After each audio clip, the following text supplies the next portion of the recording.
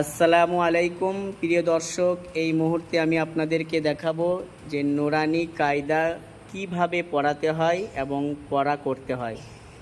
আপনারা যদি প্রতিনিয়ত আমাদের এই ভিডিও ফলো করেন তাহলে বুঝতে পারবেন যে নুরানি কায়দা ক্লাস কিভাবে করলে ছাত্রদের উন্নতি হবে, ছাত্ররা ভালোভাবে পড়াশোনা করতে পারবে, সেটা আজকে আপনাদেরকে দেখাবো ইনশাল্লাহ। তো আপনারা ভিডিওটা শুরু থেকে শেষ পর্যন্ত দেখতে থাকুন। তখতি নাম্বার 1 মানে প্রথম অধ্যায়। তখতি নাম্বার 1 মানে প্রথম অধ্যায়। মুফরাদাত আলাদা আলাদা অক্ষরকে মুফরাদাত বলে। তখতি নাম্বার 1 মানে প্রথম অধ্যায়। তখতি নাম্বার 1 মানে প্রথম অধ্যায়। কি বললাম? তখতি নাম্বার 1 মানে প্রথম অধ্যায়। প্রথমে ছাত্রদের সামনে বলবেন যে তখতি নাম্বার 1, তারপরে তার মানে বলবেন, তারপরে তাকে আবার জিজ্ঞাসা করতে হবে, আচ্ছা বলো তখতি নাম্বার 1 মানে কি? তখতি নাম্বার 1 মানে কি? প্রথম অধ্যায়। তখতি নাম্বার 1 মানে প্রথম অধ্যায়। পিছু মুফরাদাত আলাদা আলাদা অক্ষরকে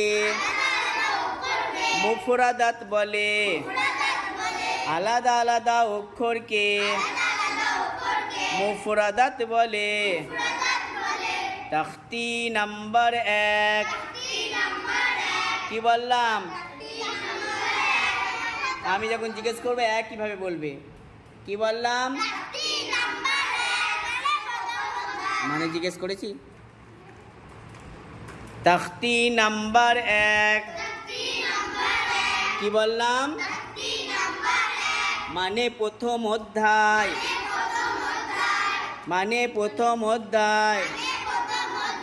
3 বার বলো তোমরা।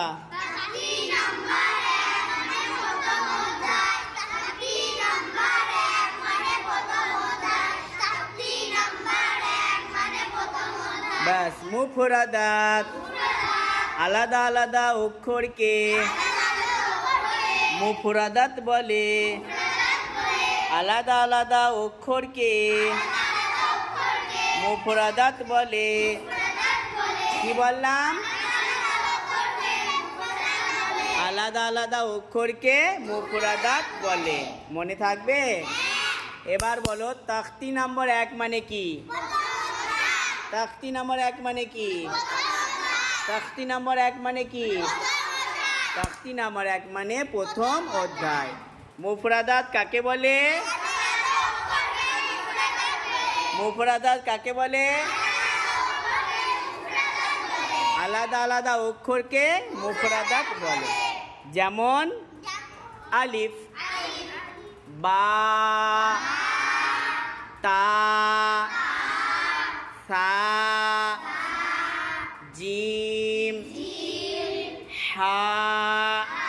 সুমাইয়া মুখে আঙুল দিয়ে বসে আছে যে, বলবে না পড়া? হা, খ, দাল, জাল, র, জা, সিন, শিন, صاد ضاد ط জ আইন গইন ফা কফ কাফ লাম মিম নুন ওয়াও হা হামজা ইয়া